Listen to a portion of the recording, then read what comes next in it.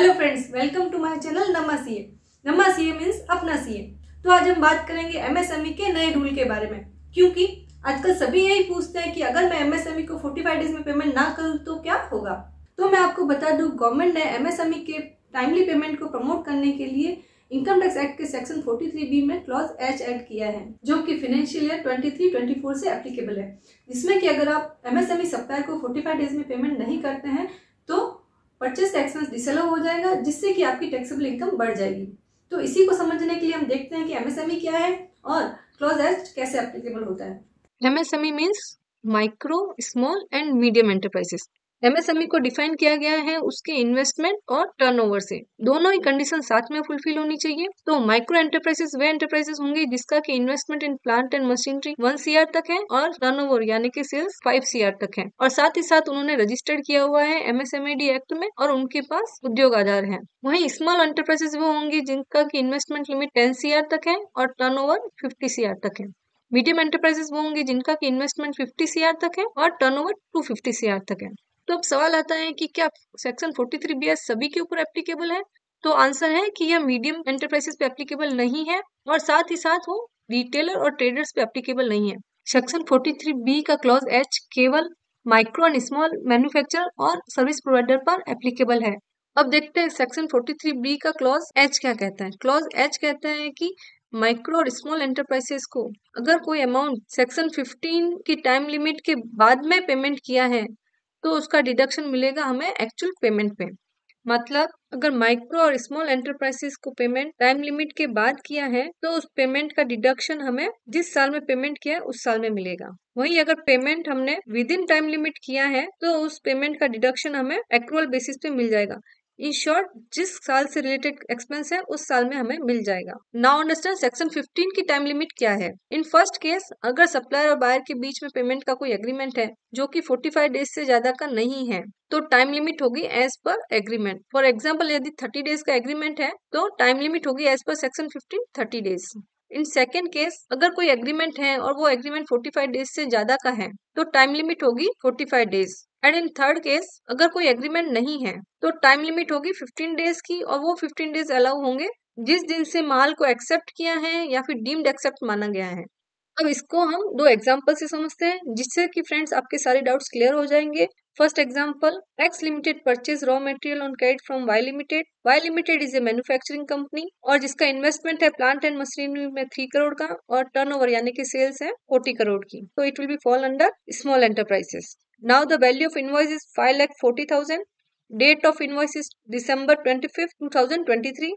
Date of acceptance is 1st of January 2024. Condition first, if there is no written agreement. अगर कोई written agreement नहीं है तो हमारा ड्यू डेट होता है within 15 days of acceptance. Acceptance हमारा है 1st जनवरी का, तो इसमें 15 days ऐड कर देंगे तो हमारा ड्यू डेट होगा 16th of जनवरी। हमने पेमेंट किया है 15th of जनवरी, तो in this case there is no late payment, तो हमें डिडक्शन मिलेगा एक्रूअल बेसिस पे। कौन से फाइनेंशियल ईयर में? जिससे रिलेटेड है 2023-24। एंड इन नेक्स्ट केस, अगर हम पेमेंट करते हैं 12th ऑफ मार्च को तो there is late payment, yes, तो इस केस में हमें डिडक्शन मिलेगा पेमेंट बेसिस पे। पेमेंट हमने कौन से फाइनेंशियल ईयर में किया है? 23-24 में।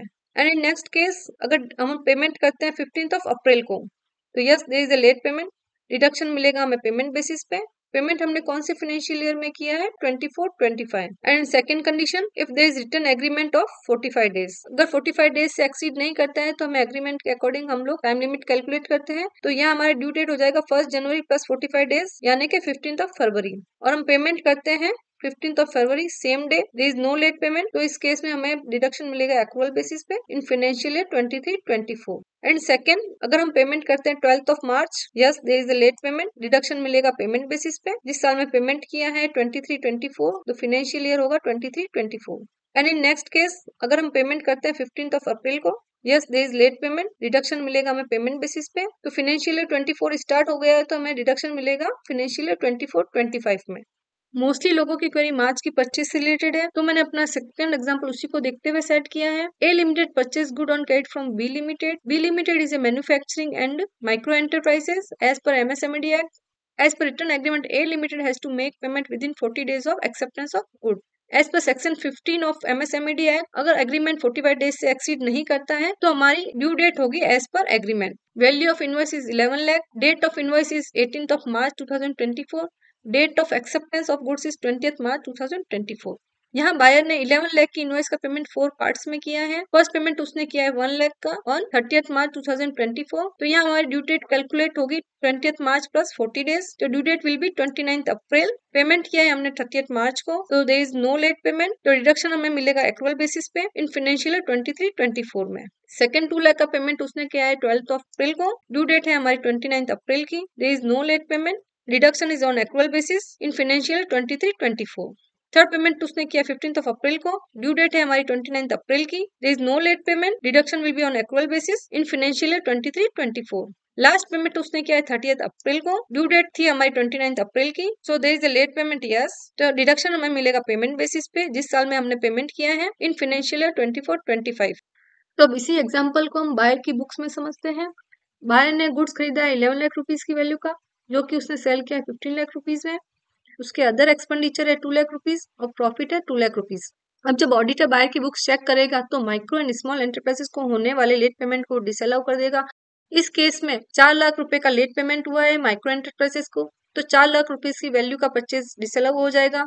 तो परचेज वैल्यू रह जाएगी 7 लाख रुपीज। परचेज वैल्यू कम होने से उसका इम्पैक्ट प्रॉफिट पर पड़ेगा, तो प्रॉफिट 2 लाख से बढ़ के हो जाएगा 6 लाख रुपए। तो अब ए लिमिटेड को 2 लाख की जगह 6 लाख पे टैक्स पेमेंट करना होगा इन फाइनेंशियल ईयर 23-24। और जो 4 लाख रुपए डिसअलाउ हुए हैं उसका डिडक्शन हमें उस फाइनेंशियल ईयर में मिलेगा जिस फाइनेंशियल ईयर में हम सप्लायर को पेमेंट करेंगे। तो अब सवाल आता है कि बायर को कैसे पता चलेगा कि आपका enterprises micro and small enterprises है। तो उसके लिए सेलर को अपने हर बिल के अंदर अपना उद्योग आधार नंबर मेंशन करना होगा, जिससे कि वो ऑनलाइन वेरीफाई कर सकता है। और अगर आपने पहले के बिल में ऐसा नहीं किया है तो बायर को आप लेटर लिख के भी इन्फॉर्म कर सकते हैं। और बायर की बुक्स में भी कुछ चेंजेस आए हैं। गवर्नमेंट ने कंपनी एक्ट 2013 को अमेंड करके बायर को एडवाइस किया है कि वो अपने बुक्स ऑफ अकाउंट में सप्लायर को कैटेगराइज करे micro, small, medium and other enterprises में, जिससे कि ऑडिटर इजीली चेक कर सके और माइक्रो एंड स्मॉल को होने वाले लेट पेमेंट को डिसअलाउ कर सके। सो क्लॉज H लागू होने का इफेक्ट ये होगा कि आपको माइक्रो एंड स्मॉल एंटरप्राइजेस के 15 फरवरी तक के बिल 31 मार्च तक क्लियर करने होंगे और उसके बाद के बिल एज पर एग्रीमेंट आपको टाइमली क्लियर करने होंगे। अगर आप टाइमली क्लियर नहीं करेंगे तो आपको उसका डिडक्शन जिस साल में पेमेंट करेंगे उस साल में मिलेगा। Thank you for watching my video और ऐसे ही यूजफुल वीडियो के लिए बने रहिए नमा सीए के यूट्यूब चैनल के साथ और don't forget to like and subscribe my channel.